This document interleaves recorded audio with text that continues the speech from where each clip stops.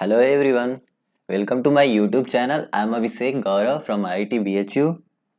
तो हमने पिछले वीडियो में वोडेयार डायनेस्टी के बारे में बात करी कि वोडेयार डायनेस्टी कैसे मैसूर में इमर्ज करके आई। तो बेसिकली हमने देखा कि वोडेयार डायनेस्टी जो थी वो विजयनगर एम्पायर के ही रेमिनेंट थे।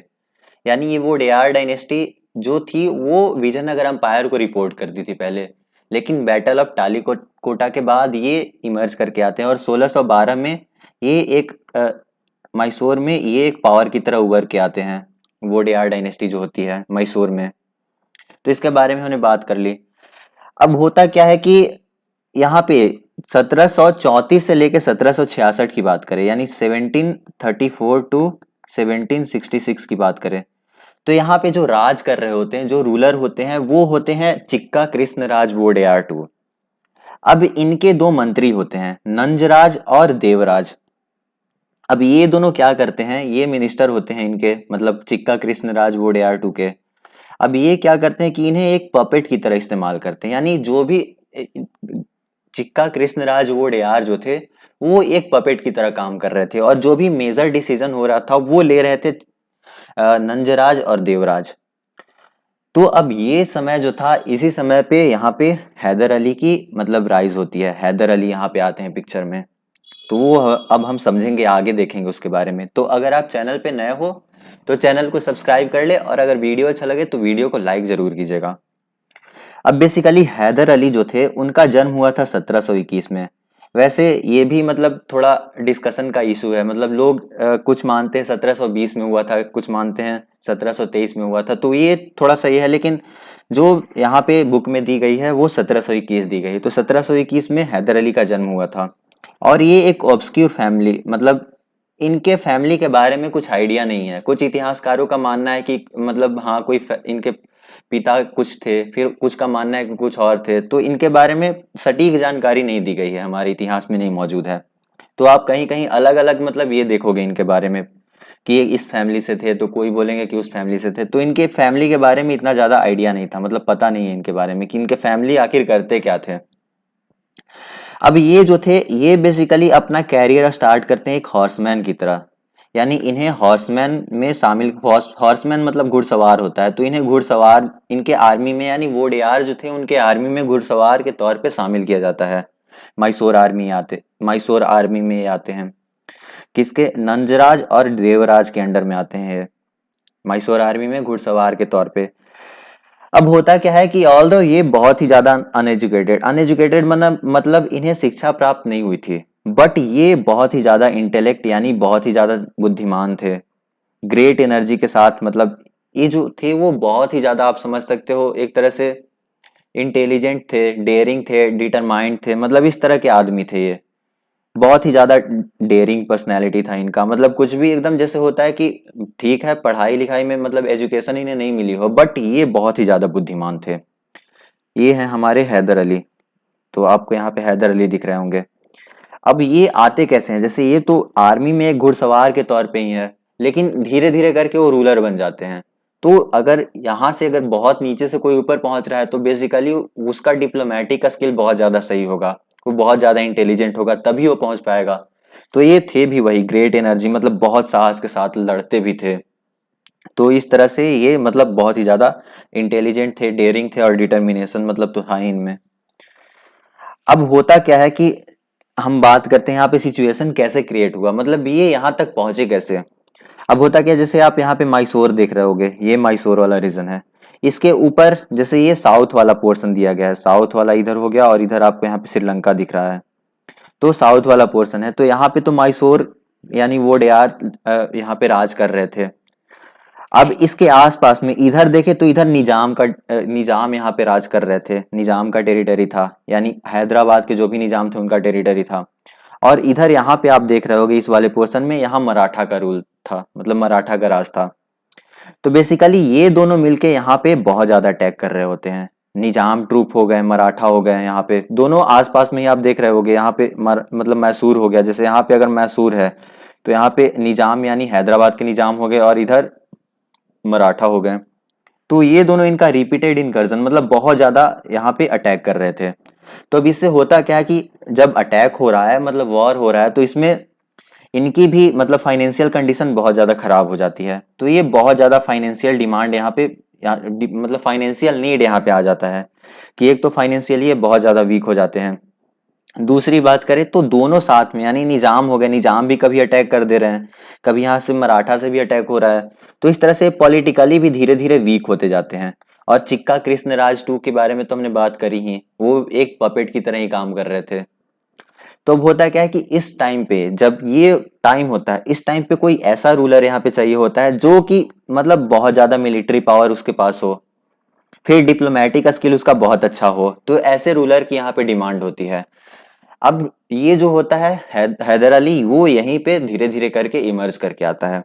वो सबसे पहले तो घुड़सवार के तौर पे उन्हें शामिल किया जाता है, फिर उसके बाद वॉर में मतलब उनका अच्छा प्रदर्शन होता है, इसलिए वॉर में अच्छा प्रदर्शन करने के कारण एक छोटी सी आर्मी की टुकड़ी का इन्हें कमांडर बना दिया जाता है। फिर धीरे धीरे करके इन्हें पूरे आर्मी का कमांडर बनाया जाता है। और बाद में करते क्या है, जब ये सिचुएशन आ जाता है चिक्का कृष्णराज टू वाला, तो ये करते हैं तख्ता पलट। तख्ता पलट करके मतलब इनके अंदर ये सब तो हम देख रहे हैं, ये सब इनके अंदर क्वालिटी था ही कि वो बहुत ज्यादा इंटेलिजेंट थे, फिर उनका डिप्लोमेटिक स्किल भी बहुत ज्यादा सही था। तो ये तख्ता पलट करके 1761 में मैसूर के डिफेक्टो रूलर बन जाते हैं। यानी ये हैदर अली तख्ता पलट करते हैं यहाँ से, और डिफेक्टो रूलर 1761 में बन जाते हैं। अब जब 1761 में ये डिफेक्टो रूलर बन जाते हैं, तो ये देखते हैं, मतलब ये बहुत ज्यादा दिमाग लगाते थे। तो ये देखते हैं कि अगर हमें मराठा से लड़ना हो, तो इन्हें पता होता है कि मराठा का जो कैवेलरी है, कैवेलरी मतलब घुड़सवार का जो आर्मी होता है, वो बहुत ही ज्यादा स्विफ्ट है। वो लोग मतलब बहुत ज्यादा तेजी से इधर उधर कैसे भी मूव करके मतलब किसी को वॉर में बहुत ज्यादा अच्छा प्रदर्शन कर रहे हैं। तो उनसे अगर हमें लड़ना हो, तो हमें भी अपने घुड़सवार को उसी तरह का ट्रेनिंग देना होगा, हमें भी अपने आर्मी को उसी तरह का ट्रेनिंग देना होगा। फिर फ्रेंच, अब निजाम की अगर बात करें, तो निजाम को ट्रेन किया था फ्रेंच आर्मी ने, क्योंकि हमने देखा था कैनेटिक वॉर में कि ये जो निजाम थे, वो उनका साथ मतलब फ्रेंच आर्मी दे रही थी। बट ऑल्दो हार जाते हैं, बट वो साथ तो उन्हीं के दे रही थी। तो निजाम को ट्रेन किया होता है फ्रेंच आर्मी ने। तो इसलिए यहाँ पे उन्हें समझ में आता है कि अगर हमें इनसे लड़ना हो, निजाम से लड़ना हो, तो हमें भी अपने आर्मी को उसी तरह का वेस्टर्न जो ट्रेनिंग होगा वो हमें देना होगा। फिर वेस्टर्न तरीके से ट्रेनिंग देना होगा, साथ ही साथ हमें भी आर्टिलरी वगैरह का यूज करना होगा। वो लोग नया टूल्स वगैरह यूज कर रहे हैं, टूल्स इन द सेंस मतलब गन्स हो गया, आर्टिलरी हो गया, तो ये सब यूज कर रहे हैं, तो हमें भी उसी तरह का ये करना होगा। तो ये बहुत ज्यादा मतलब दिमाग लगाते थे इन सब चीजों में। अब होता क्या है कि जब ये रूलर बन के आते हैं, तो ये फ्रेंच से मतलब फ्रेंच के साथ मिलके डिंडीगल में जो कि तमिलनाडु में है, वहां पे एक आर्म्स फैक्ट्री सेटअप करते हैं। क्योंकि मैंने आपको बताया, इन्हें आइडिया था, इन्हें पता लग गया था कि अगर हमें उनसे लड़ना है तो हमें आर्म्स फैक्ट्री तो सेटअप करना ही होगा, हमें उस तरह के आर्म्स ले आने होंगे, और मतलब हमारा जो घुड़सवार है उन्हें भी उसी तरह से स्विफ्ट बनाना होगा, तभी हम मराठा से लड़ सकते हैं। फिर इन्होंने वेस्टर्न मेथड इंट्रोड्यूस किया अपने आर्मी को ट्रेन करने के लिए, क्योंकि निजाम के आर्मी जो थे वो फ्रेंच आर्मी उन्हें ट्रेन कर रही होती है, इसलिए इन्हें भी जरूरत महसूस होता है। तो ये इस तरह से धीरे धीरे करके इमर्ज करते हैं, मतलब पहले बहुत ज्यादा आगे की सोचते हैं ये। अब होता क्या है कि ये अपने डिप्लोमेटिक स्किल से अपने अपोनेंट्स को पीछे छोड़ देते हैं, मतलब आउट मैन्यूवर, यानी ये अपने अपोनेंट से लड़ते हैं, एक तरह से कह सकते हो अपोनेंट से पीछा छुड़ाते हैं। फिर अपने सुपीरियर मिलिट्री स्किल से जब ये आते हैं, तो डॉड बल्लापुर हो गया, सेरा हो गया, बेदनूर हो गया, हॉस्कोट हो गया, इन सभी को 1761 में 1763 के बीच में इन सभी को कैप्चर कर लेते हैं। लेकिन जैसा कि मैंने आपको बताया, मराठा भी वहां पे उभर रहे थे धीरे धीरे करके। तो अब मराठा इनके लिए बहुत बड़ा चैलेंज हो गए थे। हालांकि मराठा जो थे वो अलग अलग टाइम पे कभी अंग्रेजों का साथ देते, कभी इनका साथ देते, तो वो एक अलग सीन था। बट मराठा जो थे वो इनके लिए एक बहुत बड़ा रेजिस्टेंस साबित हो रहे थे। तो 1761 में यानी 1761 में बैटल ऑफ पानीपत हुआ था, मतलब मराठा और अफगान्स के बीच में। तो इससे मराठा को बहुत ज्यादा लॉस हुआ था, लेकिन उसके बावजूद भी मराठा जो थे माधवराव के अंडर में मैसूर पे अटैक करते हैं। और ये अटैक 1764 में करते हैं, 1766 में करते हैं, 1771 में करते हैं, और अटैक करके हैदर अली को हराते भी हैं। लेकिन हैदर अली हार तो जाता है, लेकिन इसका डिप्लोमेटिक है, मैंने बताया कि हैदर अली बहुत आगे की सोचता था। इसका डिप्लोमेटिक स्किल इतना सही था कि वो हारने के बावजूद भी धीरे धीरे उस पर अपना कब्जा बना रहा था मैसूर पे। मतलब इनसे कभी कभी जाके सुलह कर लेता, कभी पैसे वैसे दे देता, जैसे वॉर हो रही है तो ये कभी जाके उनसे बात कर लेता कि आप वॉर में क्या करोगे, हमें हराओगे, फिर हमारे टेरिटरी को कब्जा करोगे और कुछ पैसे वगैरह लूटोगे, तो इससे अच्छा है कि मैं आपको अभी टेरिटरी दे देता हूँ और कुछ पैसा दे देता हूँ, आप छोड़ दो, वॉर मत लड़ो हमसे। तो इस तरह से बहुत ही ज्यादा मतलब ये आगे की सोचता था। तो हैदर अली यहाँ पे हारता है माधव राव से। अब जैसा कि मैंने आपको बताया, हैदर अली पीस के लिए मतलब कि इन दोनों में समझौता हो जाए उसके लिए लार्ज सम ऑफ मनी भी प्रोवाइड करता है मराठास को। लेकिन अब यहाँ पे ये मराठा की एक आर्मी दिख रहा है आपको, कोई मराठा का आर्मी है, ये माधव राव नहीं है बट कोई एक मराठा का आर्मी होगा, मैंने ऐसे ही इमेज लगाया यहाँ पे। तो अब होता क्या है कि जब माधव राव मरते हैं 1772 में, तब हैदर अली मराठा पे बहुत बार रेड करता है और 1774 से लेके 1776 तक में, यानी 1774 से लेके 1776 तक में ये मराठा पे अटैक करके और इनका जो भी टेरिटरी मराठा ने कब्जा किया था उसे अपने टेरिटरी को तो सबसे पहले रिकवर करता है, साथ ही साथ इनके कुछ नए टेरिटरी को भी कब्जा कर लेता है।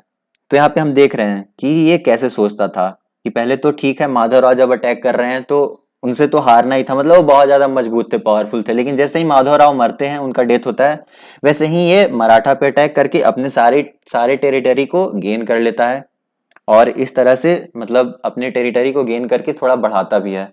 लेकिन जैसा कि मैंने आपको बताया कि यहाँ पे अंग्रेज जो थे मतलब इंग्लिश थे, उन्होंने 1764 में यानी 1764 में बैटल ऑफ बक्सर हुआ था और इसके बाद बंगाल पे इनका कंट्रोल हो गया था। तो अब ये साउथ से कनेक्ट करना चाहते थे, मतलब साउथ से जुड़ना चाहते थे, प्लस साउथ पे भी अपना कब्जा अब बनाना चाहते थे, पॉलिटिकल पावर स्टेब्लिश करना चाहते थे। इसलिए अब यहाँ पे भी साउथ में भी वॉर होती है, वॉर लड़ी जाती है इन मैसूर और इनके बीच में, मैसूर और ब्रिटिशर्स के बीच में। तो इसके बारे में हम नेक्स्ट वीडियो में बात करेंगे, फर्स्ट एंग्लो मैसूर वॉर के बारे में, जो कि हुआ था 1767 से 1769 तक में। तो 2 साल तक ये वॉर लड़ी गई थी। अब इसके बारे में हम नेक्स्ट वीडियो में बात करेंगे, इसका क्या बैटल का क्या सीन था, तो उसके बारे में हम समझेंगे। अगर आपको वीडियो अच्छा लगा हो तो वीडियो को लाइक कर ले, और अगर मतलब कुछ तो समझ में आया ही होगा, अगर समझ में आया तो चैनल को भी सब्सक्राइब कर लें। सो हंसते रहें, मुस्कुराते रहें, एंड थैंक्स फॉर वॉचिंग।